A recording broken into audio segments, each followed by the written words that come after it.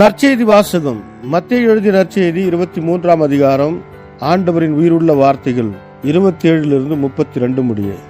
வெளிவேடக்கார மறைநூல் அறிஞரே, பரிசேயரே, ஐயோ உங்களுக்கு கேடு!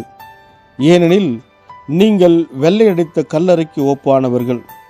அவை புறம்பே அழகாக தோற்றமளிக்கின்றன, அவற்றின் உள்ளேயோ இறந்தவர்களின் எலும்புகளும் எல்லா வகையான அழுக்குகளும் நிறைந்திருக்கின்றன.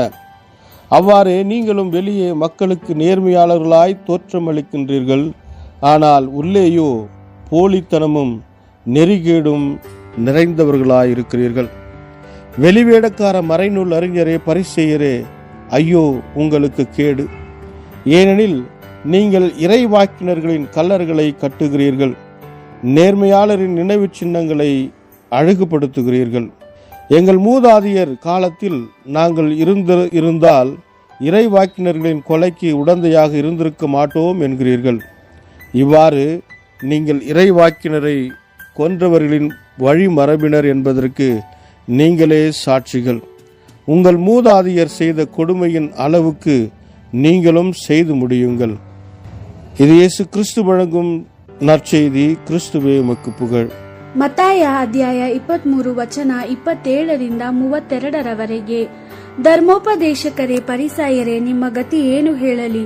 ನೀವು ಕಪಟಿಗಳು, ನೀವು ಸುಣ್ಣ ಹಚ್ಚಿದ ಸಮಾಧಿಗಳಂತಿದ್ದೀರಿ. ಆ ಸಮಾಧಿಗಳ ಹೊರಭಾಗ ಚಂದವಾಗಿ ಕಾಣುತ್ತದೆ, ಆದರೆ ಒಳಭಾಗ ಸತ್ತವರ ಎಲುಬುಗಳಿಂದಲೂ ಎಲ್ಲ ಬಗೆಯ ಹೊಳಸುಗಳಿಂದಲೂ ತುಂಬಿರುತ್ತದೆ. ನೀವು ಅದೇ ರೀತಿ ಇದ್ದೀರಿ. ನಿಮ್ಮನ್ನು ನೋಡಿದ ಜನರು ನಿಮ್ಮನ್ನು ಒಳ್ಳೆಯವರೆಂದು ಭಾವಿಸಿಕೊಳ್ಳುತ್ತಾರೆ, ಆದರೆ ನಿಮ್ಮ ಅಂತರಂಗವು ಕಪಟದಿಂದಲೂ ದುಷ್ಟತನದಿಂದಲೂ ತುಂಬಿಕೊಂಡಿದೆ. ಧರ್ಮೋಪದೇಶಕರೇ, ಪರಿಸಾಯರೇ, ನಿಮ್ಮ ಗತಿ ಏನು ಹೇಳಲಿ? ನೀವು ಕಪಟಿಗಳು, ನೀವು ಪ್ರವಾದಿಗಳ ಸಮಾಧಿಗಳನ್ನು ಕಟ್ಟುತ್ತೀರಿ, ಒಳ್ಳೆಯವರಾಗಿ ಜೀವಿಸದವರ ಗೋರಿಗಳಿಗೆ ಹೋಗಿ ಗೌರವ ತೋರಿಸುತ್ತೀರಿ. ನಮ್ಮ ಪಿತೃಗಳ ಕಾಲದಲ್ಲಿ ನಾವು ಇದ್ದಿದ್ದರೆ ಈ ಪ್ರವಾದಿಗಳನ್ನು ಕೊಲ್ಲುವುದಕ್ಕೆ ಅವರಿಗೆ ಸಹಾಯ ಮಾಡುತ್ತಿರಲಿಲ್ಲ ಎಂದು ಹೇಳುತ್ತೀರಿ.